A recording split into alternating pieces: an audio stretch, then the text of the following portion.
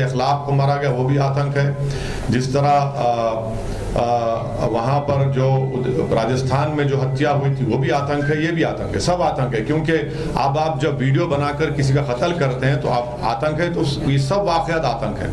ये जो दो लड़कों ने जो घिनौनी हरकत की है, क्या इनकी तायद में कोई जुलूस निकाला?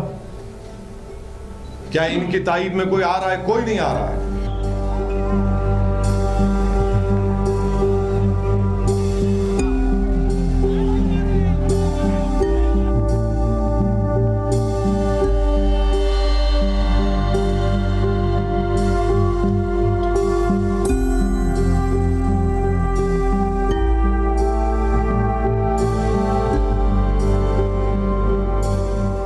जो कल उदयपुर में हुआ, मैंने उसका कंडेम किया है स्ट्रॉन्गेस्ट वर्ड में।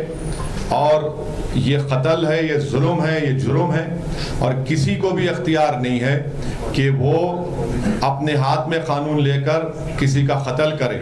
ये जो दो लड़कों ने जो घिनौनी हरकत की है, क्या इनकी तायद में कोई जुलूस निकाला? क्या इनकी तायद में कोई आ रहा है? कोई नहीं आ रहा है। पीलू खान को मारा गया वो भी आतंक है। जिस तरह से अखलाक को मारा गया वो भी आतंक है। जिस तरह वहाँ पर जो राजस्थान में जो हत्या हुई थी वो भी आतंक है, ये भी आतंक है, सब आतंक है। क्योंकि अब आप जब वीडियो बनाकर किसी का कत्ल करते हैं तो आप आतंक है, तो ये सब वाक़यात आतंक है। कट्टरता, देखिए देश में कट्टरता सिर्फ एक समाज में नहीं है, सब समाज में बढ़ रही है, सब समाज में बढ़ रही है। तो भाई जो बढ़ा रहे हैं उनको पूछिए।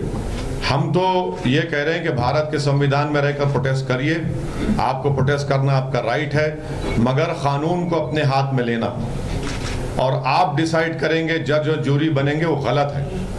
आप देखिए हमारे नरेंद्र मोदी से जिंदगी भर इंशाअल्लाह ताला डिफरेंसेस रहेंगे आइडियोलॉजी की बुनियाद पर। दो समंदर के किनारे एक जगह जमा नहीं हो सकते, मगर इसका हरगिज मतलब ये नहीं है कि आप देश के प्रधानमंत्री को धमकी देंगे। हमारे पॉलिटिकल डिफरेंसेस है और रहेंगे, मगर आप धमकी देंगे देश के प्रधानमंत्री को? वो देश का प्रधानमंत्री है, कैसा धमकी देंगे आप? मैं ये मानता हूं कि राजस्थान की पुलिस अगर थोड़ा चौकस रहती तो ये वाकया नहीं होता। क्योंकि आज मीडिया और प्रिंट मीडिया में मुझे पढ़ने का मौका मिला कि कन्हैया लाल को, जो टेलर हैं जिनकी हत्या कल की गई इन दो जालिमों ने किया, तो उनको तो पहले अरेस्ट किया गया था, फिर वो बेल पर निकल कर आए, उनको धमकियां मिल रही थी और उस पर दोनों समाज के लोगों को बिठाकर बातचीत भी हुई थी। अगर राजस्थान की पुलिस हरकत करती तो जिस तरह हैदराबाद में भी नुपुर शर्मा के खिलाफ किसी ने इसी तरह एक बकवास की थी, तो वहां पर तेलंगाना की सरकार ने इमीडिएटली उस शख्स को गिरफ्तार किया और 307 और थ्रेटनिंग का जो आईपीसी का सेक्शन लगाकर उसको जेल को भिजाया। तो अगर वो हरकत करते तो कल वो हरकत नहीं होती। बहरहाल वायलेंस की कोई जगह नहीं है। जिस तरह से वीडियोस बनाए गए थे पीलू खान के, रगबर के, और इसी राजस्थान में उदयपुर है शायद, वही जगह है। आपको याद होगा कि एक शख्स ने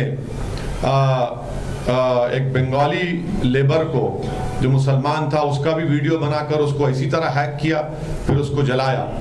तो ये वाक़यात इस बात को बताते हैं कि रेडिकलाइजेशन कैसा फैल रहा है इस देश में। तो इसलिए हम अपनी पार्टी की तरफ से कल के वाक़े की सख्त से सख्त मजम्मत करते हैं, कंडेम करते हैं, और हम ये कहना चाहते हैं कि रूल ऑफ लॉ प्रिवेल होना चाहिए।